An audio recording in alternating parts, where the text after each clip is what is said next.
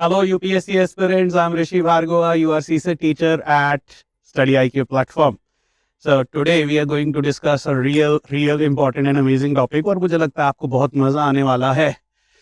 Why even IITians and maths background students fail in CSAT? Yes, first of all, yes, a lot of IITians they appear for UPSC and yes, they do fail in CSAT. I know hundreds of them. Right बहुत सारे लोग को तो मैं जानता हूँ जहाँ पे कि मैथ्स बैकग्राउंड है, मैथ्स में बहुत अच्छे हैं, फिर भी उनसे सीसैट क्लियर नहीं होता. सो इसका कारण क्या है, इस पे आज चर्चा करेंगे. सो जनरल परसेप्शन है क्या सीसैट की? सबसे इम्पोर्टेंट तो यही है कि ये क्वालिफाइंग एग्जाम है और जब अपन क्वालिफाइंग बात करते हैं ना, सो जनरल परसेप्शन ही ऐसी है कि बच्चे इस पे ध्यान नहीं देते.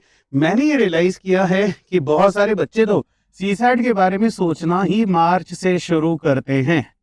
And this is very relevantly true for engineers and maths background students. उनको ये लगता है कि यार ये तो मैथ्स वाला पेपर है, ये तो हम कर ही लेंगे. तो ये एक ऐसी जनरल परसेप्शन है जिसके कारण तैयारी ही मार्च में शुरू की जाती है. और जब आप पता है कि पेपर मई में हो रहा है, लास्ट वीक ऑफ मई में, और अगर आप मार्च में तैयारी करते हो तो definitely you are short of time. And फिर अरे सिर्फ 33% मार्क्स ही तो लेके आने हैं. So this is again only 1/3. तो ऐसा लगता है कि यार ये तो मैनेज हो ही जाएगा. मैं आपको एक फैक्ट बताता हूँ. कैट, अगर आप कैट के बारे में जानते हैं, एमबीए एंट्रेंस टेस्ट है, तो लोग ये बोलते हैं कि अगर आप 1/3 पेपर करेक्टली अटेम्प्ट कर लो तो आप 99.99 परसेंटाइल ला सकते हो. So now you can imagine कि इधर भी, क्योंकि एग्जाम का लेवल तो एक्चुअली में कैट लेवल तक आ गया है, तो मुझे ये लगता है कि लोग कैट के लिए 5-5, 6-6 महीने, 9-9 महीने के कोर्सेज करते हैं और बहुत सारी प्रैक्टिस करते हैं. राइट. सो यहाँ पे यूपीएससी प्रिपरेशन में ऐसा कुछ नहीं होता है. जेन्युइनली बच्चे नोट्स बनाते हैं फॉर जीएस पेपर 1 और वही कॉन्सेप्ट को वो जीएस पेपर 2 में लेके आते हैं, क्लासेस लगाते हैं, नोट्स बनाते हैं, प्रैक्टिस करते नहीं है और आखिर में रिवीजन करते हैं. बट आईआईटीएंस और मे बी इंजीनियर स्टूडेंट्स और math students, hats off to IITians. ऐसा नहीं है कि आईआईटीएंस बहुत गलतियां भी कर रहे हैं. जब मेरा पहला बैच अनाउंस होता है तो most of the time I have realised these are engineers and IITians who joined the first batch, right? So let's move forward. आगे बढ़ते हैं प्लीज. हाँ, इसको जनरल परसेप्शन नहीं बनाना है, इजी अप्रोच हो जाती है. अरे मैथ्स ही तो है, हो जाएगा, कर लेंगे, बन जाएगा. तो ये बहुत प्रॉब्लम वाली स्टेटमेंट है, स्पेशली मैथ्स बैकग्राउंड स्टूडेंट्स के लिए, कि इजी अप्रोच के कारण they don't practise at all. And frankly अगर आप एक बार 2023 का एग्जाम देख लो, I think you would realise कि इस एग्जाम की तैयारी एक्चुअली में ASAP as soon as possible करनी चाहिए. But being engineers it's always easy approach. अरे यार हो जाएगा, कोई बात नहीं.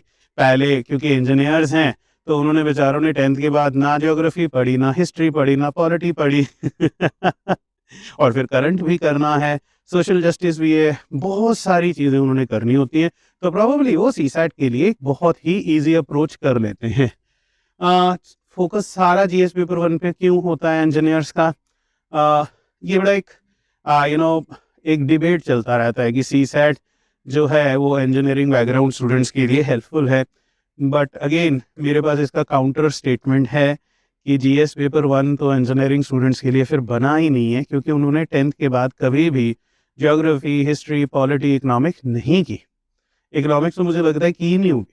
तो मैं ये डाउट करता हूँ कि इस स्टेटमेंट में कोई वेटेज है. Nothing is in advantage of engineers, non engineers, art students. ये एक एग्ज़ाम है और इस एग्ज़ाम को क्लियर करने के लिए हमें मेहनत करनी है, प्रैक्टिस करनी है. That is all I can say. So focus होता है उनका जीएस पेपर 1 पे और रियलिटी चेक यही है.